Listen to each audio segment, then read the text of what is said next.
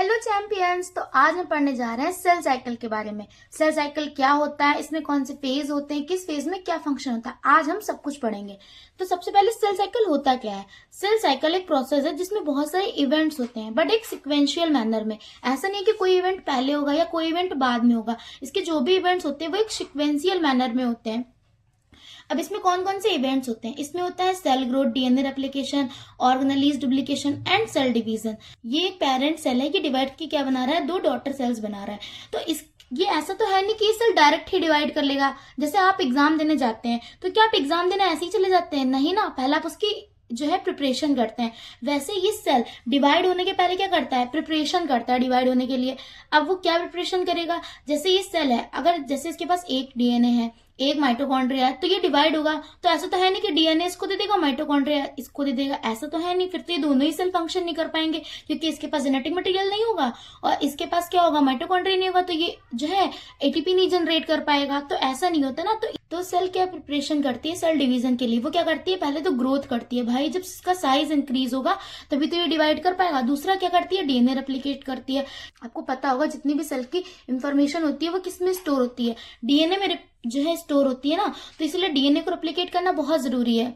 तो DNA replicate होगा, फिर और सारी ऑर्गेनेलिज डुप्लीकेट होंगी, जैसे कि जो है आपकी ईआर और क्लोरोप्लास्ट, माइटोकॉन्ड्रिया, और लास्ट में क्या होगा, सेल डिवीजन होगा।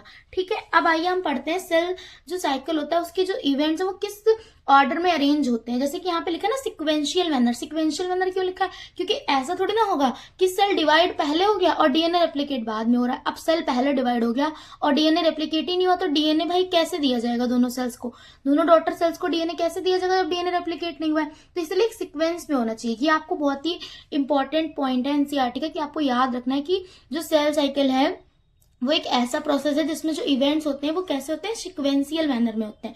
यानी कि सेल ग्रोथ होगा, डीएनए रेप्लिकेशन होगा, ऑर्गेनेली डुप्लीकेशन होगा और फिर सेल डिवीजन होगा, जिसमें ये सब क्या है, सेल डिवीजन के पहले की प्रिपरेशन है।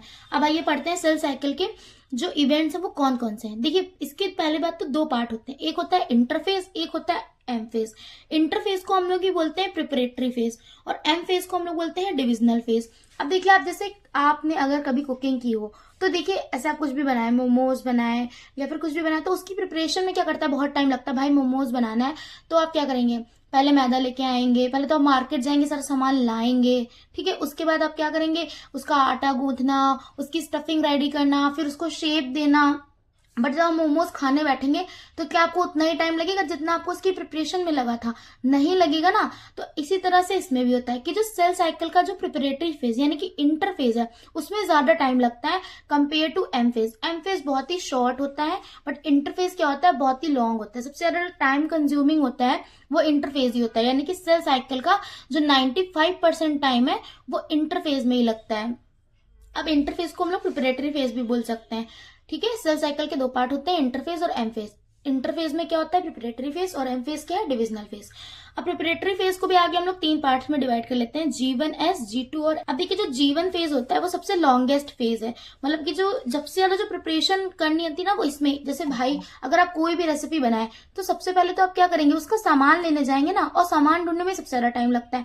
तो ऐसे ही G1 फेज में ही सबसे ज्यादा काम होता है, इसीलिए सबसे लॉन्गेस्ट फेज क्या है, G1 फेज है। इसमें क्या होगा, इसमें प्रोटीन सिंथेसिस होगा, आरएनए सिंथेसिस होगा, और क्या होगा कि जो मोस्ट इसमें प्रोटीन और आरएनए की सिंथेसिस होगी, और इसमें मोस्ट ऑफ द ऑर्गेनेलिज यहीं पे डुप्लीकेट हो जाती हैं। क्या होता है इसमें, मोस्ट ऑफ द ऑर्गेनेलिज क्या होंगी, यहीं पे डुप्लीकेट हो जाती हैं। अब एस फेज में क्या है, डीएनए रेप्लिकेट होता है। अब देखिए G1 फेज के बाद ही एस फेज आ रहा है, तो भाई डीएनए रेप्लिकेट होना है यहाँ पे। अब जैसे अगर आपको याद नहीं होता है कि G1 फेज में सेल में क्या होता है, एस फेज में क्या होता है, तो उसको रिलेट करके याद करिए। जैसे देखिए एस फेज में क्या हो रहा है, डीएनए रेप्लिकेशन हो रहा है ना, तो डीएनए रेप्लिकेशन के लिए हमें क्या चाहिए, आरएनए चाहिए और प्रोटीन चाहिए, तो वो हमें पहले से चाहिए होगा, तभी तो एस फेज में आके डीएनए रेप्लिकेट कर पाएगा। तो पहले इसके पहले कौन सा फेज आ रहा है, G1 फेज आ रहा है ना, तो G1 फेज में हम लोग क्या करेंगे, प्रोटीन का सिंथेसिस करेंगे, आरएनए का सिंथेसिस करेंगे, ताकि एस फेज में डीएनए रेप्लिकेशन इजीली हो पाए। अब डीएनए रेप्लिकेशन हो गया और हिस्टोन प्रोटीन का सिंथेसिस करते हैं। अब देखिए एस फेज में एक बहुत ज्यादा कॉमन क्वेश्चन पूछा जाता है प्लॉइडी लेवल और डीएनए के अमाउंट पे, जिसपे लोगों को बहुत ज्यादा कंफ्यूजन होती है। देखिए इसमें क्या हो रहा है, डीएनए रेप्लिकेशन में डीएनए का रेप्लिकेशन होता है। डीएनए का रेप्लिकेशन से क्या मतलब है कि जो पहले डीएनए था वो एक क्रोमेटिड वाला था। जैसे कि पहले आपका देखिए ऐसे एक क्रोमेटिड वाला डीएनए है, ये देखिए एक क्रोमेटिड वाला आपका डीएनए है, और जब ये क्या करेगा, रेप्लिकेट करेगा, तो ये 2 क्रोमेटिड वाले डीएनए में कन्वर्ट हो जाता है। अब इसमें क्या है, अब इसमें 2 क्रोमेटिड है, एक ये क्रोमेटिड है, एक ये क्रोमेटिड है, तो ये 2 क्रोमेटिड में क्या होता है, कन्वर्ट हो जाता है।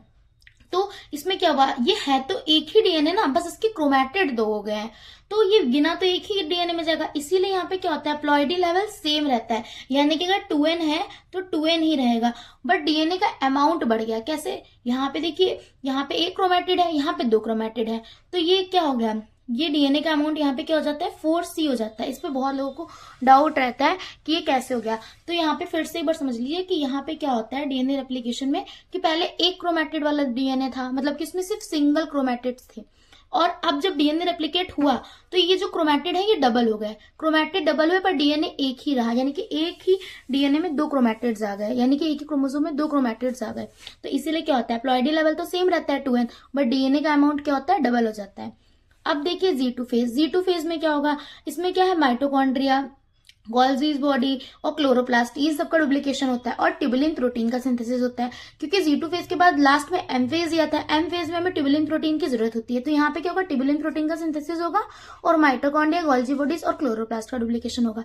अब देखिए सेल साइकिल में ये क्वेश्चन बहुत पूछा जाता है कि G1 और G2 के बीच में कौन सा फेज आता है, या फिर M और S के बीच में कौन सा फेज आता है। तो देखिए G1S G2M, यानी कि जो ये सेल साइकिल है वो ये इसी फॉर्म में हमेशा चलेगा ना, बताया था ना सिक्वेंशियल है, जैसे आप 1 2 3 4 पढ़ते हैं ना, कि ऐसा तो होगा नहीं कि कभी कि जो है 4 के पहले 5 आ जाए, ऐसा कभी नहीं हो सकता ना। तो ऐसे यहाँ पे ये हमें कभी ऐसा नहीं होगा कि G2 के पहले जो है G1 आ जाए, G2 के पहले हमेशा S ही आएगा और G1 के पहले M आएगा। अरे ये कैसे होगा कि G1 के पहले M आए, देखिए जैसे ये जो जब ये डॉटर सेल्स हैं, ये पेरेंट सेल ने डॉटर सेल्स बना दी, ठीक है, तो ये क्या हुआ, डिवीजन हुआ, पर ये डॉटर सेल भी तो कभी ना कभी आगे जाके डिवाइड करेंगी ना, क्योंकि सेल डिवीजन एक बहुत ही इंपॉर्टेंट प्रोसेस है, क्योंकि आपको पता होगा कि न्यूक्लियर साइटोप्लाज्मिक रेशियो बिगड़ जाता है अगर सेल डिवीजन ना हो, और साइटोप्लाज्मिक रेशियो को बैलेंस रखने के लिए भी सेल डिवीजन क्या है, बहुत ही इंपॉर्टेंट प्रोसेस है। तो इसीलिए ये सेल क्या करेगी, देखिए पहले पेरेंट सेल थी, इसने ग्रो किया और फिर इसने डिवाइड करके डॉटर सेल बनाया, ये डॉटर सेल भी कभी ना कभी डिवाइड करेगी। ये डिवाइड कैसे करेगी, एम फेज के थ्रू करेगी ना, फिर ये एम फेज के बाद फिर से भी तो ग्रो करेगी सेल, ऐसा तो है नहीं कि डिवाइड करके अगर वो 5 सेंटीमीटर की सेल बनी है तो वो 5 सेंटीमीटर की ही बनी रहे, ऐसा तो होगा नहीं, वो डिवाइड करके आगे फिर से अपना साइज इंक्रीज करेगी और साइटोप्लाज्म को इंक्रीज करेगी, तो ग्रोथ तो फिर से ही करेगी ना। तो इसीलिए एम फेज के बाद फिर से G1 फेज आता है, तो यानी कि G1S G2M। अब देखिए एम फेज को हम लोग बोलते हैं डिविजनल फेज, इसके 2 पार्ट होते हैं, कैरियोकाइनेसिस और साइटोकाइनेसिस। कैरियोकाइनेसिस का मतलब होता है न्यूक्लियर डिवीजन और साइटोकाइनेसिस का मतलब होता है साइटोप्लाज्मिक डिवीजन। अब देखिए न्यूक्लियर डिवीजन भी 2 टाइप की होती है, ये इसके पार्ट नहीं है, ऐसा नहीं कि इसके बाद ये होगा या इसके बाद ये इसका टाइप है कि कैरियोकाइनेसिस क्या होती है, 2 टाइप की होती है, एक तो माइटोसिस और एक होती है मियोसिस। अब माइटोसिस और मियोसिस दोनों में ही ये फेज तो होती ही होती है, प्रोफेज, मेटाफेज, एनाफेज, टेलोफेज। तो आई होप आपको ये समझ में आया हो, एक बार हम जल्दी से इसका क्विक रिवीजन कर लेते हैं। देखिए सेल साइकिल क्या होता है, एक सिक्वेंशियल प्रोसेस है जिसमें पहला क्या स्टेप क्या होगा, G1, फिर दूसरा होगा S, तीसरा होगा G2 और फिर लास्ट होता है M फेज, यानी कि M फेज क्या है, जिसमें मेन डिवीजन होगा, और ये क्या है, इसका प्रिपरेटरी फेज है जिसको हम लोग इंटरफेज भी बोलते हैं। इंटरफेज के 3 पार्ट हो गए, G1S G2M। G1 में क्या होगा, जो है आरएनए और प्रोटीन का सिंथेसिस होगा और बहुत सारी मोस्ट ऑफ द ऑर्गेनेल्स क्या होंगी, डुप्लीकेट होंगी।